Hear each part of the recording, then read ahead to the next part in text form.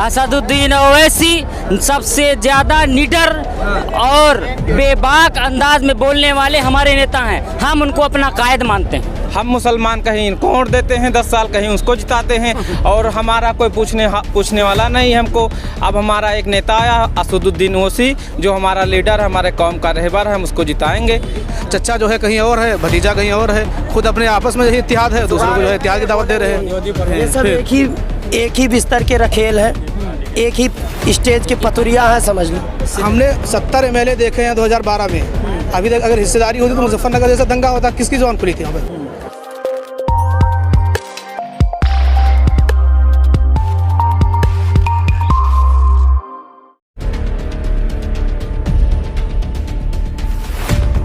यहाँ पर जो जनता सुनने आई है उनसे जानने की कोशिश करेंगे कि 2022 चुनाव को लेकर इनका क्या कहना है। क्या नाम हुआ आपका? मोहम्मद तौफीक। क्या कहना चाहेंगे? आज ओवैसी साहब की रैली थी। ओवैसी साहब की स्पीच सुनने के लिए देखिए, एक नौजवान अब परिवर्तन चाहता है, हम लोग चेंजिंग चाहते हैं, हिस्सेदारी की लड़ाई हमारी है, इसीलिए हम लोग यहाँ आए थे। और उन्हें हिस्सेदारी नहीं दी क्या समाजवादी ने हमने 70 MLA देखे हैं 2012 में। अभी तक अगर हिस्सेदारी होती तो मुजफ्फरनगर जैसा दंगा होता, किसकी जुबान खुली थी यहाँ पर? हिस्सेदारी की जब लड़ाई है, जो हमें भी बराबर का जो चीफ मिनिस्टर बनाया जाए, हमारी भी आवाज़ सुनी जाए। आज हमें रिक्शा देने की बात की जा रही है और उनके बच्चे IAS बनेंगे, IPS बनेंगे और हमें रिक्शा दिया जाएगा, तो हिस्सेदारी की बात थोड़ी है। हिस्सेदारी की बात जब होती, हमारे लिए कॉलेज की बात करते, यूनिवर्सिटी की बात करते, तब हम समझते हिस्सेदारी की बात। क्या नाम हुआ आपका? जी मोहम्मद समी। कहाँ से आए? जी मैं इमामगंज से आया हूँ। क्या कहना चाहेंगे? हम यही कहना चाहते हैं कि हम MIA का हम फुल सपोर्ट कर रहे हैं, ठीक है, और जितने भी हमारे दोस्त लोग हैं, हमारे भाई लोग हैं, सबको हमको उन्हें सपोर्ट करने बोल रहे हैं। और ज़्यादा से ज़्यादा तादाद में हम लोग आने के लिए सोचे थे और इजाज़त नहीं मिली थी, इसलिए हम लोग कम लोग आए थे यहाँ पर। आपका नाम क्या हुआ? मेरा नाम मोहम्मद सलमान है। मैं इमामगंज से आया हूँ। नानपारा से लगभग 9 किलोमीटर दूरी पर है हमारा गांव। हम लोग वहाँ से आए हैं ओवैसी साहब की मोहब्बत में और इंशाअल्लाह उनकी क़ियादत में नानपारा विधानसभा से हमारे मौलाना लाइक साहब जाके विधानसभा में बैठेंगे और हमारे नानपारा का एक आवाज़ बन के उभरेंगे। ओवैसी साहब को तो B टीम कहा जाता है। वो सब सिर्फ एक इल्ज़ाम है और जो है सपा और बसपा उन लोग का एक रचाया हुआ खेल है, क्योंकि उनका वोट बैंक मुसलमान को वोट बैंक वो समझते हैं, इसलिए वो लोग एक खेल रचा रहे हैं। वो ओवैसी साहब को बदनाम। असदुद्दीन ओवैसी को B टीम कहा जाता है, क्या कहेंगे? वो जो कहते हैं वो सब जाहिल है मेरे हिसाब से। अगर वो B टीम होते तो इससे पहले जितने इलेक्शन हुए उसमें BJP क्यों जीत गई? वो B टीम नहीं, सपा और बसपा ये B टीम है। अगर ये B टीम नहीं होती तो सारे वोट इकट्ठा करके BJP को फुल बहुमत से नहीं जिताते। ये चीज़ें हैं। हम सबकी A टीम है, हम B टीम नहीं, हम सबकी A टीम है। असदुद्दीन ओवैसी सबसे ज़्यादा निडर और बेबाक अंदाज में बोलने वाले हमारे नेता हैं। हम उनको अपना कायद मानते हैं। बहराइच की जनता का क्या मूड है इस बार? इंशाअल्लाह MIM जिंदाबाद, मौलाना लाइक जिंदाबाद। ओवैसी जीतेंगे इंशाअल्लाह, जरूर 100% वोट देंगे, इंशाअल्लाह जीतेंगे इंशाअल्लाह। और वो तो कहते हैं कि ये इन्होंने BJP ने भेजा है और ये जो है गलत भड़काऊ भाषा। ये दलाल लोग हैं जो कहते हैं, ये BJP के दलाल, सपा के दलाल लोग हैं। हम ओवैसी को चाहते हैं, दिल से चाहते हैं और वोट भी ओवैसी साहब को ही देंगे और दिलवाएंगे भी। और हमारी मुसलमानों से और हमारे दलित भाइयों से और हमारे हिंदू भाइयों से भी यही कहना है कि आप अगर अपने क्षेत्र का विकास चाहते हैं तो आप ओवैसी साहब को वोट दीजिए और मौलाना लाइक को जिताइए। इंशाअल्लाह नानपारा एक तरक्की की तरफ बढ़ेगा इंशाअल्लाह। और इंशाअल्लाह शहादत इंटर, यहाँ पर जो विधायक है उन्होंने कितना काम किया। इंशाअल्लाह शहादत इंटर कॉलेज फिर से उसका निर्माण होगा और नए सिरे से उस कॉलेज की स्थापना होगी। कल एक्सीडेंट हुआ था जिसमें एक लोग मर गए, माताजी के साथ एक्सीडेंट हुआ, पैर टूटा और एक धोबी आदमी मर गया। कल ये में चले गए हैं, हो रही है। हमारे विधायक साहब सपा में चले गए हैं और उनकी वाइफ वो भाजपा से विधायक हैं और वो इस बार सपा में जा रहे हैं। ये सब एक ही बिस्तर के रखेल है, एक ही स्टेज के पतुरिया हैं, समझ लो।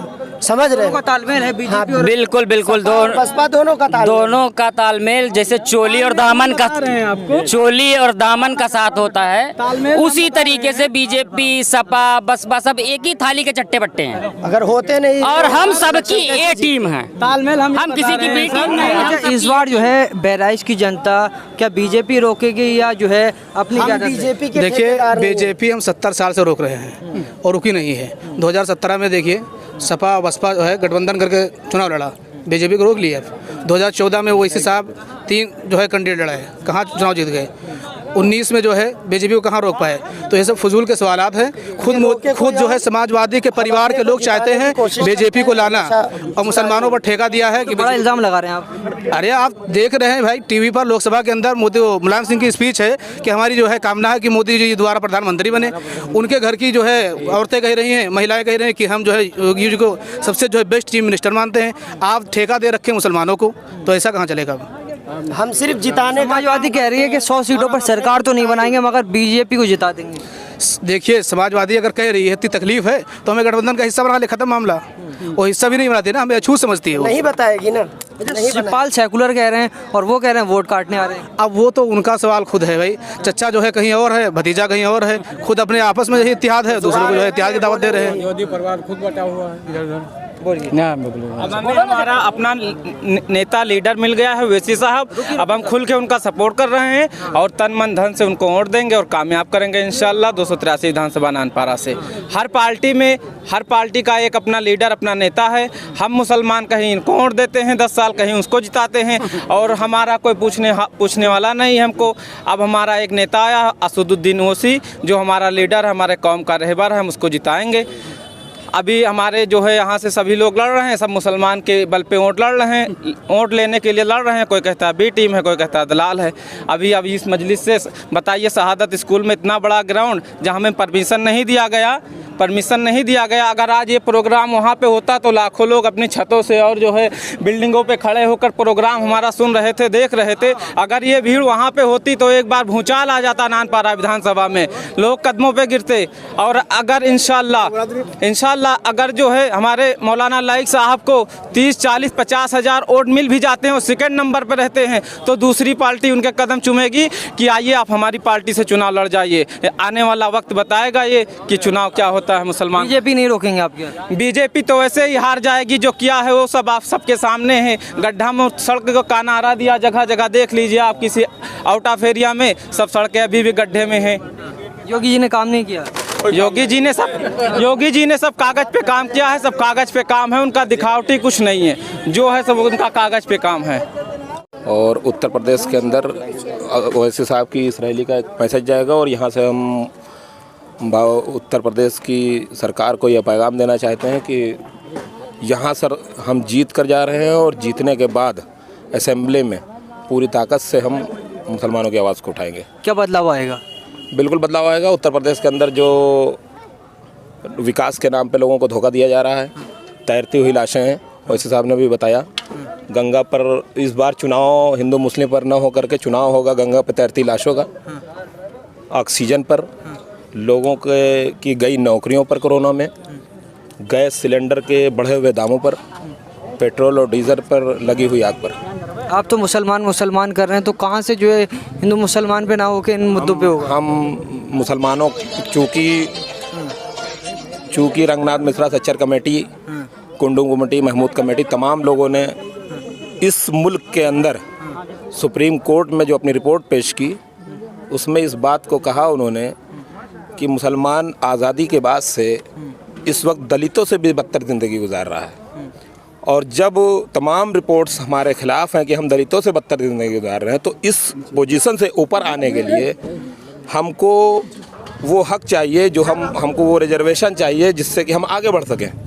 वो सरकार हमको नहीं दे रही है। इसलिए हम मुसलमानों की और उन तमाम लोगों की जिनके ऊपर जुल्म हो रहे हैं, जिनको दबाया जा रहा है, जिनको परेशान किया जा रहा है, ख्वाह वो किसी भी समाज से हो, कोई भी हो, शोषित वंचित समाज का हम सम्मेलन पूरे उत्तर प्रदेश में कर रहे हैं इस वक्त। शोषित वंचित समाज का सम्मेलन पूरे उत्तर प्रदेश में। आपने सच्चर कमेटी का जिक्र किया, अभी जो है प्रियंका गांधी पूरे यूपी में घूम रही हैं, वो जो है मुसलमानों के बीच जो है अपने लोगों को भेज रही हैं और कह रही हैं कि मुसलमानों को हम रिजर्वेशन देंगे, हम तालीम के लिए काम करेंगे और मुसलमानों के बहुत सारे काम करवाएंगे। बिल्कुल बिल्कुल। प्रियंका गांधी जी से आप सवाल करें कि पिछले 70 सालों से उन्होंने दिया क्या हमको। 70 सालों से हमने कांग्रेस पार्टी को अपना पार्टी माना और उन्होंने हमको भागलपुर, मेरठ, मलियाना, जहाँ पर हम माशी एतबार से मजबूत थे, बिजनेस में हम मजबूत थे, वहाँ कांग्रेस ने चुन चुन कर हमको ख़त्म करने का काम किया। ज़बान से वो कुछ और करते हैं और करते कुछ और हैं। उन्होंने अलीगढ़ में ताले का कारोबार को हमारे ख़त्म किया, मुरादाबाद में हमारे पीतल के कारोबार को ख़त्म किया, भागलपुर में हमारे सूत भागलपुरी और सिल्क के कारोबार को ख़त्म किया, गोरखपुर से उन्होंने लूम को ख़त्म करने का काम किया। और इस बार उसके बाद भागलपुर के अंदर एक बहुत बड़ा दंगा दिया जिसके ज़ख्म आज तक मुसलमानों के दिलों से गए नहीं। आखिर में बाबरी मस्जिद के अंदर मूर्ति रखवाने से लेकर ताला खुलवाने तक बाबरी मस्जिद को शहीद कराने का काम भी कांग्रेस पार्टी ने किया है। वो मुसलमानों को सिर्फ धोखा दे रही है और आने वाले वक्त में वो मुसलमानों को धोखा देंगे, सिर्फ वो ज़बानी जमा खर्चे।